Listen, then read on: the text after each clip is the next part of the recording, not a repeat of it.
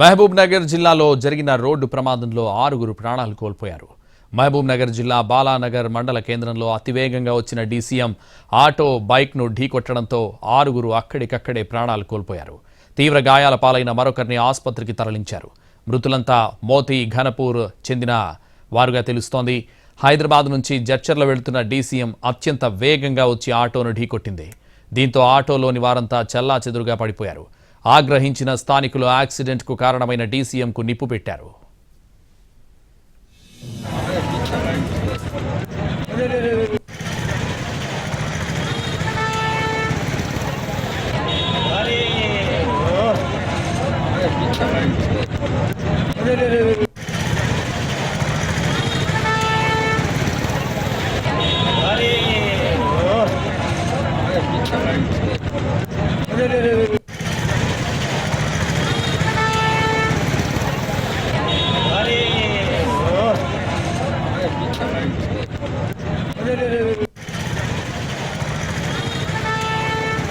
మహబూబ్ నగర్ జిల్లాలో జరిగిన రోడ్డు ప్రమాదంలో 6 ప్రాణాలు కోల్పోయారు.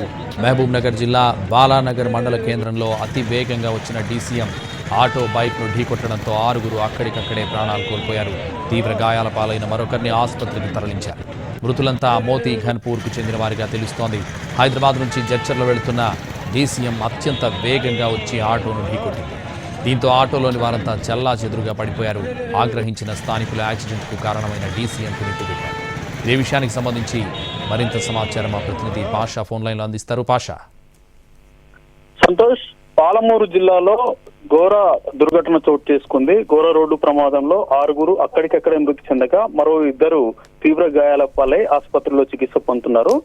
ఈ ఘటన 44వ నెంబర్ జాతీయ రహదారి బాలనగర్ చౌరస్తాలో జరిగింది. కూరగాయల లోడుతో వస్తున్నటువంటి టిప్పర్ అతివేగంతో వచ్చి రోడ్డు క్రాస్ చేస్తున్నటువంటి ఆటోను ఢీకొట్టడంతో ఆటోలో ఉన్నటువంటి ఒక చిన్నారితో సహా మొత్తం 6 మంది అక్కడికక్కడే చనిపోయారు. అయితే ఈ ఘటనకి కారణమైనటువంటి అతివేగంగా వచ్చినటువంటి డీసీఎం ని స్థానికులంతా కలిసి నిప్పు పెట్టినటువంటి ఘటన. అయితే అతివేగమే దీనికి కారణము. అదే విధంగా ఆ డ్రైవరు అసలు